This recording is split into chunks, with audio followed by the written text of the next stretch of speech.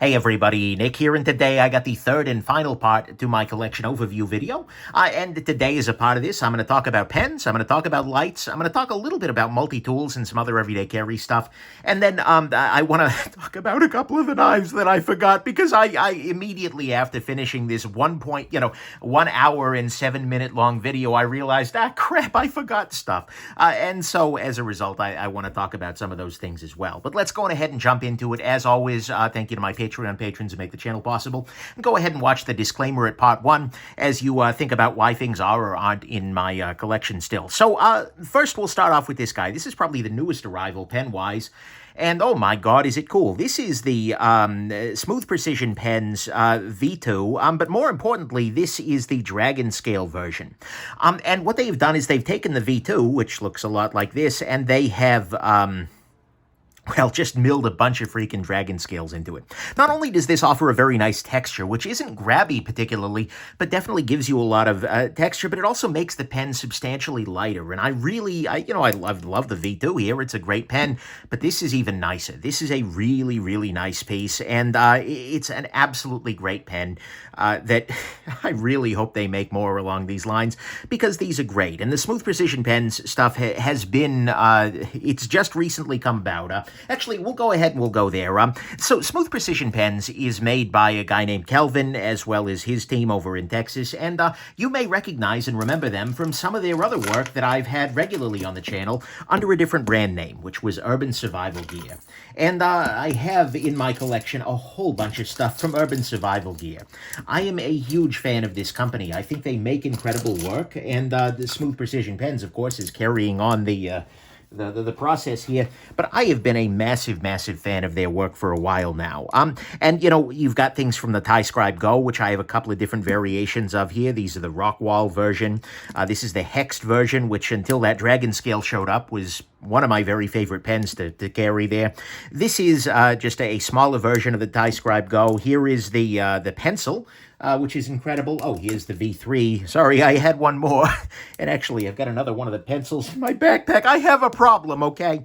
But anyways, I'm a big, big fan of the Urban Survival Gear stuff, and seeing them continue to up their game as they transition into being called Smooth Precision Pens, that's an absolutely exciting thing. But I've been a fan of theirs for a while, and I will remain such. Well, okay, I remain such at the moment. I mean, I'm sure they could screw everything up, but my hope is that they really don't, and but I remain a huge fan of their work, and I should probably do something with some of these pens, because I have a lot at this point, but they're great. And so there's that. Speaking of Texas pen makers, we'll show off one of my other favorite pen makers for a second here. This is Tactile Turn. And Tactile Turn is another Texas company. They're pretty excellent, and they're excellent, if you will. And what they do is a little bit different, right? They have this very specific texture that is Tactile Turn. These are the same folks, by the way, who made Tactile Knife I talked about earlier in the video. This is a slim bolt-action pen of theirs, which is very nice dimensionally, although I don't necessarily care for the clip and the bolt both being, you know, separate and whatnot. This is their original bolt-action pen, which is very, well, not their original, but this is the TIE Scribe, or I'm sorry, their just bolt-action tactile bolt guy, and this is their side click pen, which is one of my very favorite clicky style pens. All of these are very, very nice pens. I'll be honest, I usually end up carrying the Smooth Precision or Urban Survival Gear a little bit more, just because I like having the clip and the bolt be one unit, but at the same time, especially if somebody asks me for a very clicky pen, this is one of my first recommendations. They do incredible, incredible work. Other pens that I have around, of course, I have the Grimsmo Saga here. This is a ridiculous pen.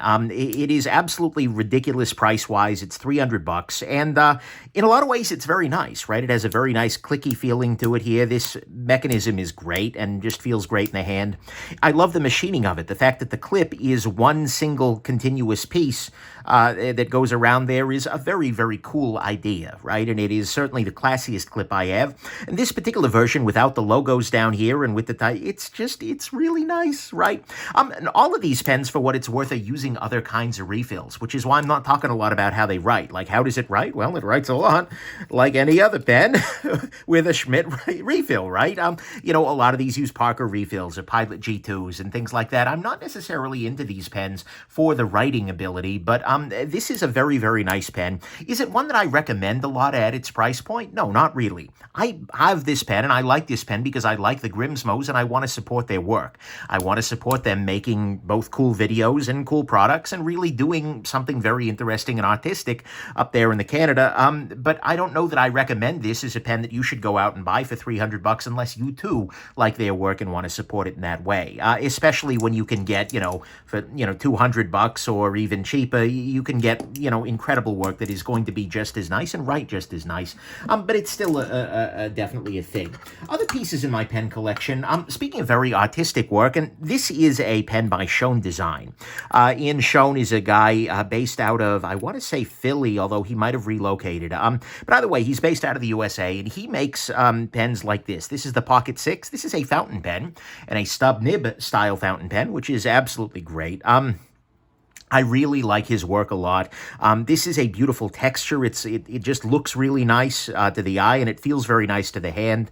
And the fact that this is a fountain pen, but it could very easily be switched to a cartridge-driven rollerball, is an absolutely wonderful thing. And I think this is really cool. It's expensive, absolutely, but at the same time, the machining is excellent, and it's smooth. The threading is great. It writes really well. This is also a pen that I will periodically, usually for me with a pen, it'll just be like, I'll think about it for a second as I'm walking by the pen thing and then just swap out, right? I'll put the Saga back and throw this guy in the pocket or something like that. But this is a very, very nice pen. And it's one, Ian Schon has actually recently announced that he's making his own nibs now, which is absolutely wild, and it's something I cannot wait to check out in the new year there. Some other pens that are out there, more on the budget end here, we have the, this right here is the Machine Era Classic pen. This is one of my very favorite pens that exists because it is so good for the price, right? I don't know exactly what these are going for, but historically these have been in the $30 to $40 range, and it is just single chunks of metal, right? It is this chunk of metal here, it is this chunk of metal here, and it is this chunk of metal here, and it takes a Pilot G2 refill. There's really nothing else to it, but you get out of that an incredibly good writing pen because, well, G2s write really well. You get something that is very attractive, that feels a lot more expensive and luxurious than it is, and that is just really nice in the pocket. I can just toss this guy in the pocket, and it'll just rattle around in there for, well, probably years now I've owned this guy. This is one of my most common pen recommendations, and if people ask me for a relatively inexpensive pen that has a really nice high-end machining feel, this is definitely going to be the choice. One of the pen that I just remembered is over at my desk because I was just using it is this little guy right here. It's the TWSBI Pens Eco.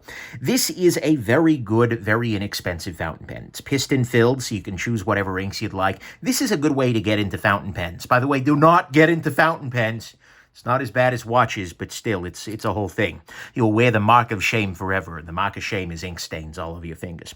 But this is a very, very good writing pen. It's a very, very nice pen, generally speaking, and at this point in time, it is actually... Is that true? Yeah, these two, the Schon and this guy, are my two fountain pens. Most of what I carry on a regular basis is not a fountain pen. That's not a judgment. A lot of people EDC fountain pens just fine. But lately, these two are enough for me, so that's a beautiful thing. And this is also a very budget-friendly sort of thing. And then, of course, I have some other pens that are, if you're looking for the ultimate budget-friendly pen, you've got, of course, here your Parker Jotter, which some of you are like, how do you find Parker Jotter? Parker Jotter is the technical term if you want to be a pain about it. But the Parker Jotter is an absolutely amazing little pen. Does great work. Uses Parker refills, as one might expect from the fact that it is Parker in the name. But nonetheless, that's great. And if your winter coat ever gets, you can fill up your Parker with your Parker refill. Anyways, I digress. A great little pen. And for the price, very, very nice. This, of course, is a Fisher Space Pen Bullet Pen. Probably the first everyday carry pen I ever owned. I don't think this particular one is that particular one. But still, very early on, space pen, I can write in space now. That hasn't come up, actually, for me. but it's always nice to know that it's there, right? In practice, I don't like using a space pen refill for my daily life just because I find that they don't tend to write very well. You have to use a lot of pressure and force. That's great if you're in space, you're writing upside down in a rainstorm or whatever it is their marketing tells you you're going to do. But in practice, I'd rather use a Parker refill or a G2 or something along those lines. But this is kind of a classic in the pen world. Other things that I have, of course, the Pilot G2. At the moment, not carrying a Mont Blanc cartridge, although I've often done that. It's a good mod out there. You've got your classic big click stick pen. And, of course, the pen I stole from a Hampton Inn. Sorry about that, Hampton Inn. Although every time I say that, people in the comments, well, Nick, no, you don't understand. They're probably not going to come after you because they're happy that you picked that pen. It's an advertising thing. Like, thank you for explaining that. My conscience is now clear. Sweet viewer. I appreciate that very much. So that roughly is my pen collection. Let me look in my pack here. See if there's anything else that's... No. I do carry a Sharpie on a regular basis. Just a good old-fashioned little Sharpie. Those are occasionally useful. I have another TWSBI Eco in my pack here, just because it's pretty excellent, as well as, yeah, so there's that. And actually, I have one other thing in here that looks like a pen, but isn't, and that's this little guy right here. This is the ThruNite T14T, or TI4T. It is a titanium little pen light, and it is just a pen light, right? But it is a flashlight that looks a lot like a pen, and as a result, it stores very nicely in your just general backpack, right? It stores very nicely in a pen roll. It is a very easy light to have on you all the time, and that to me is a wonderful thing. I'm a big fan of the pen light kind of genre, and I think that's a very good one. Certainly I haven't reviewed them all. In fact, I haven't reviewed many pen lights in that form factor, but it is one that I very much like, and it's one that I regularly use, just because, you know, so often something comes, like it just rolls behind, something rolls behind your desk, right? You're trying to read the marking on the back side of some circuit board or something. You're like, what the heck is it? What is this thing even? And that can be a really valuable thing to have handy in those kinds of instances. While we're doing lights, I'll talk about some of the other lights I have in my life. I don't have every single light here that I generally use, but I'll bring up some highlights.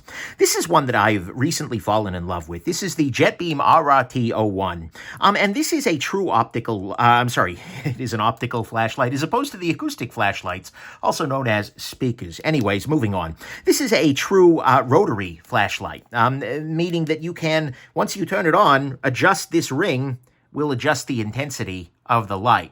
And that's a really nice feature. I really genuinely believe that is the very best interface for a flashlight. And the way that it's being done here is very good. For what it's worth, I have an extension tube in here right now, such that I can take out these two guys and then use a more conventional CR 123 or the RCR dudes. But nonetheless, it is a very, very nice light. The beam is very good. The emitter is fine.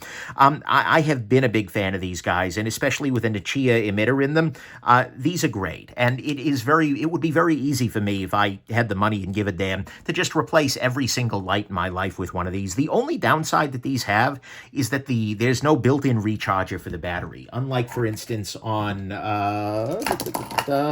I really not have a ThruNite in here? Okay, in my car I often have a ThruNite Neutron 2C, among with some other others, that is. But that is just a very, very nice... It's just a very nice light, and it has a USB port right in the side. That is a point of failure, though. That is a thing that you should always consider, but it is a nice thing. This is an earlier version of the RRT01. This guy has a little button at the very back of it that serves as a lockout, effectively, whereas this one is just lit up this way. I thought at first, oh, that's really dumb, but they have the little ring here, so you can still tail stand it. And in practice, there is some benefit to keeping the same setting that you had it on, while turning it on and off. That is nice. So I haven't ended up minding that as much. But this is a more true rotary sort of light. So this is another version of that. And in fact, I have the original version of the RRT01, discontinued a long time ago, which is this little guy. And this is the one that I always use during my disassemblies. So a big fan of rotary lights in general. And the RRT01 is one that's very easy for me to recommend. A couple other lights I have around. I have the EGTech, oh God, what's the name of this guy? Oh, D25A. This is a little AAA light. Is the battery out, or am I hardware locked out? Okay, I need to recharge the battery. This guy doesn't get a lot of carry. I'm going to be completely honest with you here. This is a light that ultimately, most of the time that I would carry this guy, I know I need a light. And if I know I need a light, I'm likely to grab something a little bit bigger. But it is definitely, it's a good light, and it's one that I will absolutely and have absolutely used. This is the Ace Beam, what's the name of this? The Rider RX. This is one that I reviewed not so long ago with the weird fidget sort of feature. I don't know whether this guy is going to stick around ultimately, but it's an interesting piece, and it's one that I've got kicking around for the moment here. I do have a couple of instantiations of the Nightcore Tip SE, which is a really good, really compact flashlight, which I appreciate very much, along with the Tiny, this little guy right here, which is, again, a whole lot of lumens for a little tiny package. If I want a whole lot of lumens in a bigger package, I'm liable to reach for the 10,000 lumens DM10K, which is a really, really nice piece. Oh, it's locked out at the moment. How do you lock this? Unlock it. There we go. Come on. Unlock. Unlock, you bastard. You hold both down? Is that it? Or you hold this down? Ah, the joys of being an idiot with hardware lockout. You can still turn it on in turbo mode even with the lockout there. But it is, I'm sure I'll figure it out sooner or later. But this is, there we go, got it. There we go, we're unlocked. But this is a very, very small package for a very, very large number of lumens. In practice, it's a little bit weird in that I've had times where it didn't want to charge back up. That might have been the adapter I was using, etc.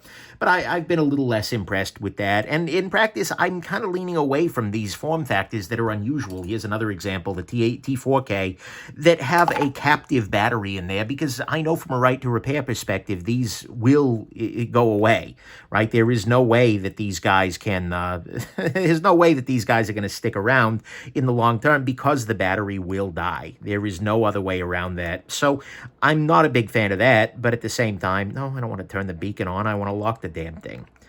And there's also interface issues. At the end of the day, click and turn is just better. Speaking of bad interfaces, I do have this guy. This is a light with the Anduril interface, which, I'm sorry, flashlight nerds, is terrible. I've actually made some peace with it, because in practice it's kind of rotary-ish in that you can, if you put it in the right mode, just dim it and then bring it back up. And this puts out very, very good light. It's a very nice little floody sort of light. This is the...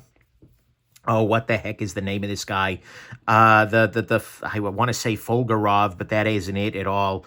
Maybe it'll come to me there. There's the serial number at least. But either way, it is a light. It is an Anduril light. I'm going to be honest with you. I don't send people to Anduril lights. I send them to simple lights. But it is one that I have around, and that's going to come to me in like 20 minutes there too. So those are roughly the everyday carry flashlights I use. I will also use the Through Night Neutron. Like I said, I have one of those in my car.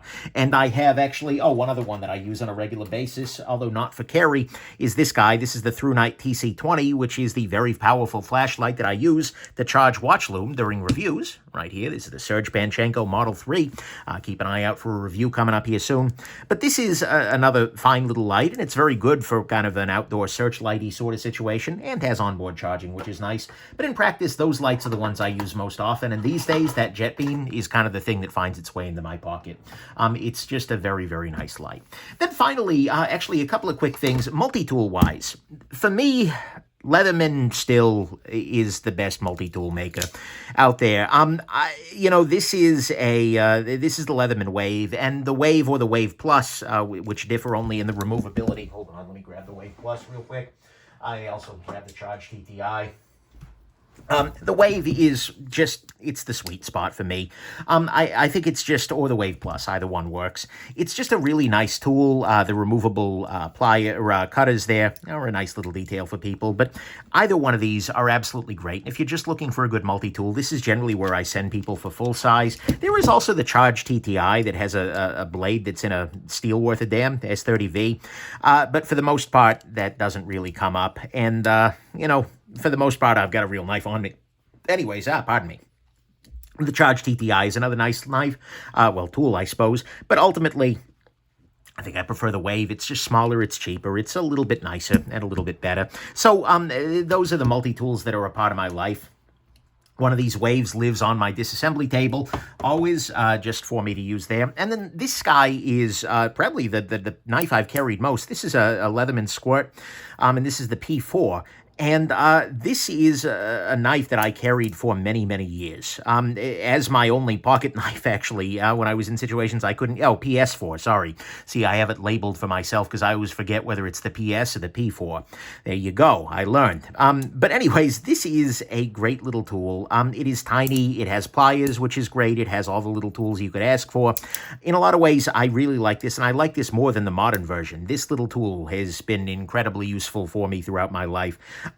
I like this a lot. This is very, very good. I am usually carrying a full-size multi-tool these days, usually in my pack, so it's not necessary. But, you know, still, this is a great little tool. This has been something I carried for a long time, and it's something I'm very, very fond of, both as an object. This aftermarket orange peel was something I did after the scales got so beat to heck. So, you know, anyways, there you go. That's interesting. Now, finally, I want to talk a little bit about, oh, God, 20 minutes on lights and pens, really? I want to talk a little bit about some of the pieces that I forgot to mention in my knife video, which immediately they jumped out at me. One piece that I forgot to mention is this guy. This is the newest addition of my collection.